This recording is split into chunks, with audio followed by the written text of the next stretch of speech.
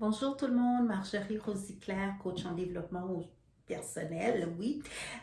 Aujourd'hui, je viens de te parler pose tes limites en amour. Apprendre à poser ses limites en amour, c'est très, très important. Mais si tu tombes par hasard sur cette chaîne est une chaîne de développement personnel, de spiritualité et de beauté.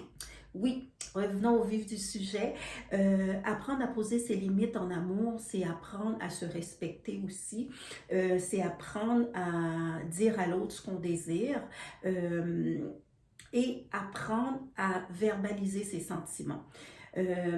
Quand on vient de rencontrer quelqu'un, tout est toujours tout beau, tout est toujours tout excitant. Donc, la personne, elle commence à nous connaître, elle commence à connaître notre tempérament, qu'est-ce qu'on n'aime pas.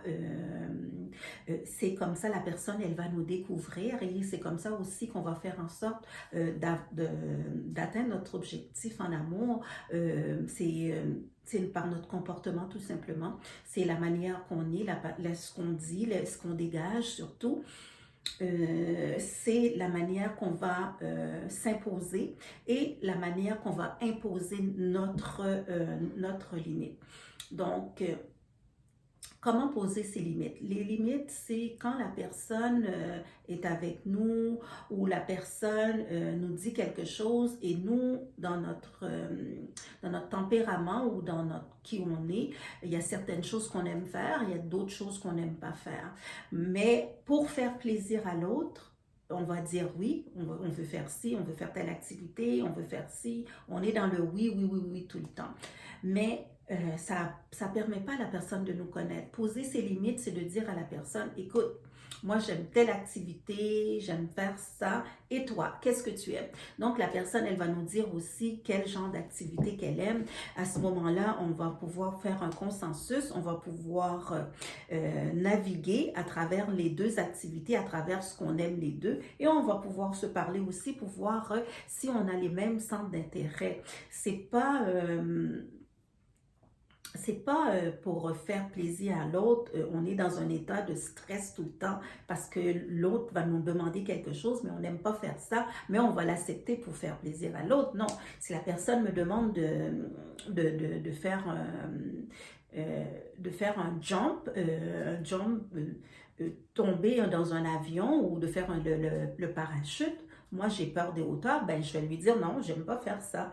Je préfère aller faire du patin ou je préfère aller faire du ski, je peux faire de la natation, aller au bord de la mer. Je vais lui expliquer ce que j'aime et la personne aussi va m'expliquer ce qu'il aime.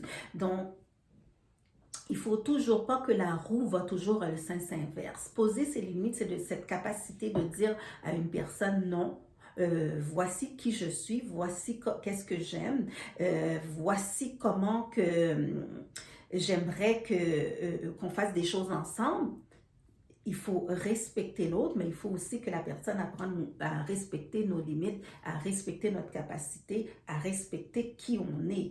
Donc, c'est ça ce que je voulais vous dire aujourd'hui. Apprendre à poser ses limites, c'est pas toujours être en accord avec l'autre, mais c'est de pouvoir dire à l'autre, voici comment que je vais faire les choses, voici comment que je vois les choses et aussi apprendre à écouter pour que la personne puisse savoir, ah, ok, dans telle situation, elle n'aime pas ça, elle n'aime pas ci. Donc, on cherche souvent un terrain d'entente pour pouvoir continuer, bien sûr, à se voir, pour pouvoir continuer à être dans le respect. Mais c'est très important de poser ses limites en début de relation. Ça montre quoi? Ça montre nos couleurs, ça montre notre couleur, ça montre qui on est, ça montre aussi notre capacité de prendre des décisions parce on est capable de poser nos limites, on est capable de dire non, on est capable de voir si la situation est dans la bonne direction pour nous, mais sinon, cette relation-là est peut-être tout simplement pas faite pour nous. Donc, mesdames, si vous avez des questions sur ce sujet, n'hésitez surtout pas à les laisser dans la barre de commentaires. Et si vous avez aimé, mettez un j'aime. Et surtout, n'oubliez pas de partager avec quelqu'un qui a beaucoup plus de difficultés que vous à poser des limites et de savoir comment poser des limites. Qu'est-ce qu'il faut dire quand on pose des limites? Donc, c'est une bonne vidéo pour ces personnes-là.